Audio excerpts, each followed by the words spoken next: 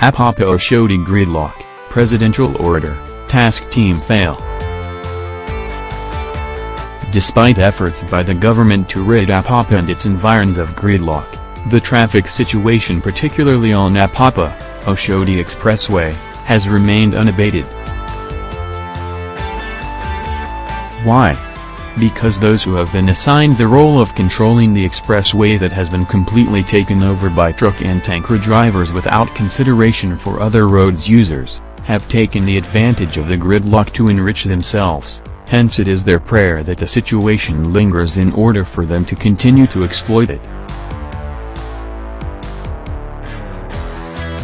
Simply put, it is the exploitation of the gridlock task team officials for pecuniary reasons that is responsible for the aberration everybody plying the ever-busy road is suffering today. Vanguard investigations revealed that the task team officials have converted the sordid situation into a bribe-taking venture. Subsequently, a number of checkpoints have reportedly been set up from the Mile 2 bridge for the task team officials to extort money from these frustrated truck and tanker drivers. A number of these extortion points have been identified from the Mile 2 bridge.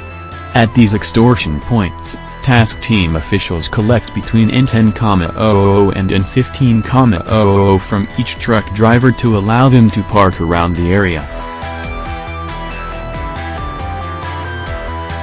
Otto Wolf bus stop, inward Apapa, is another point of extortion by these officials. As a result, they allow truck drivers to park illegally between Burger Suaya and Otto Wolf.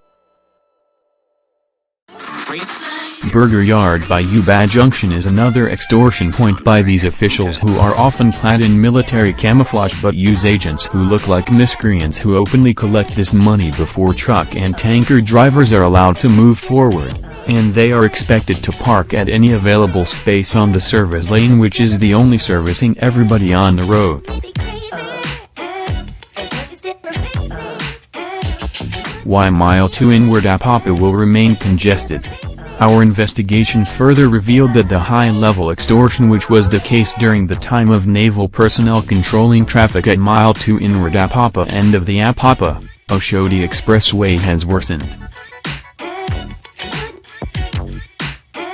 On-the-spot assessment showed that exchange of bribe between tanker drivers and proxies of the traffic controllers starts at the foot of Mile 2 bridge from Morrill inward Apapa, where the drivers are expected to park before the checkpoint for payment of the illegal toll.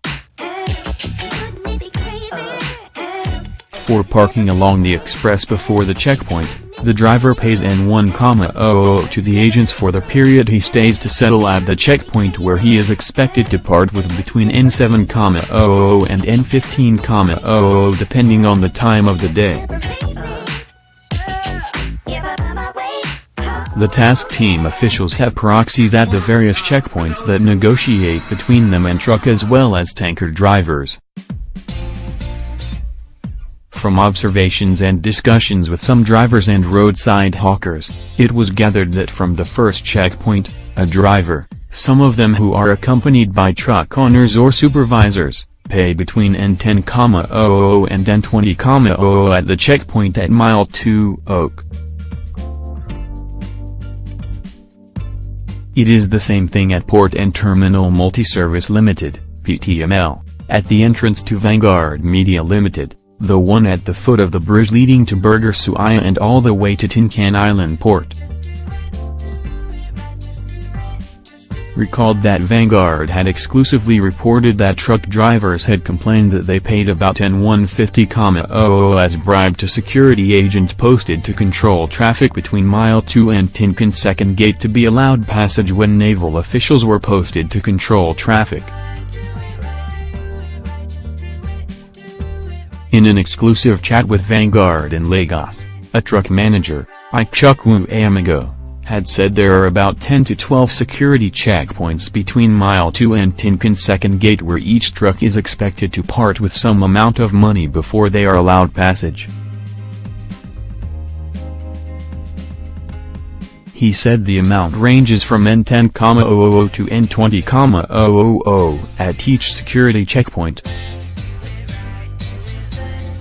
It was further revealed that there are cases where truck drivers are given an account number to deposit the amount for all the security checkpoints, from where the money is then wired to each checkpoint. On several occasions, it has been observed that trucks are escorted by military men on motorbikes, popularly referred to as okada, to avoid payment at the checkpoints.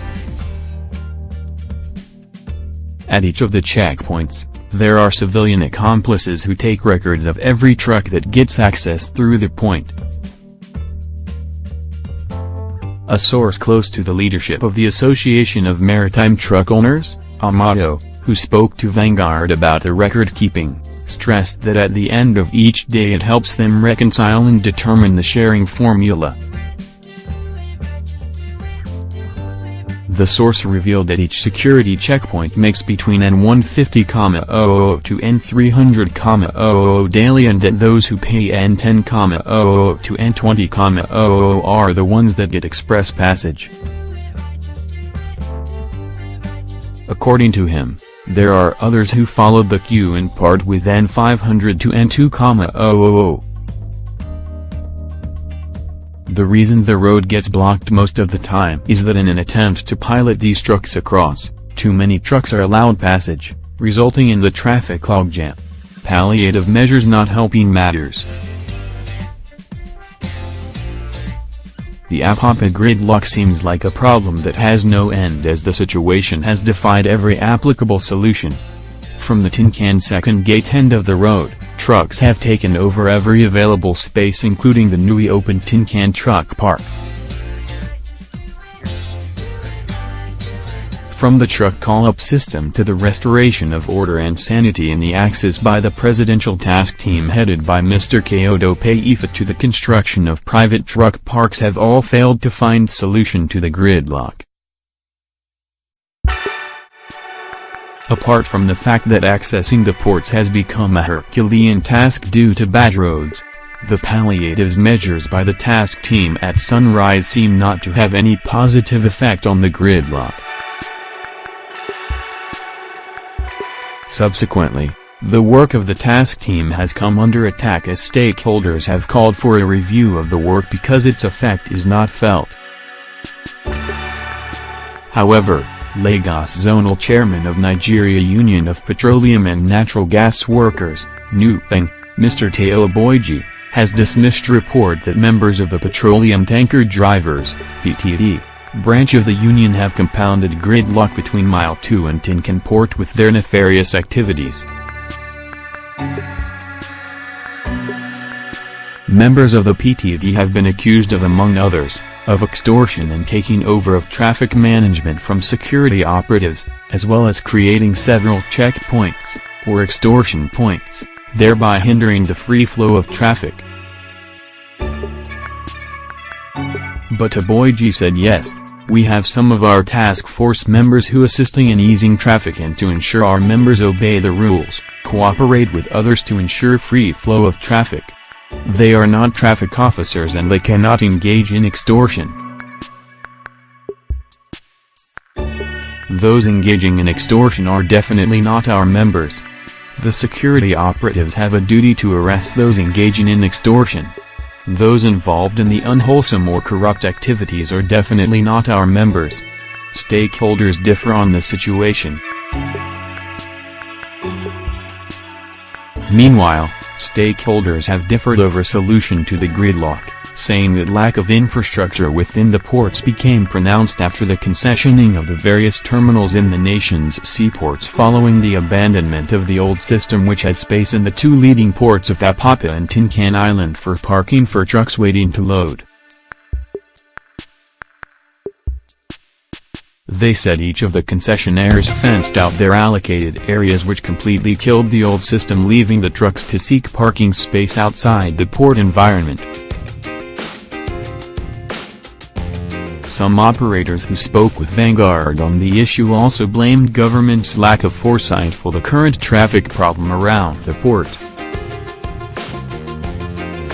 They noted that government failed to be futuristic in matters concerning the port, as they are only interested in collecting the huge revenue accruing from the maritime industry yearly.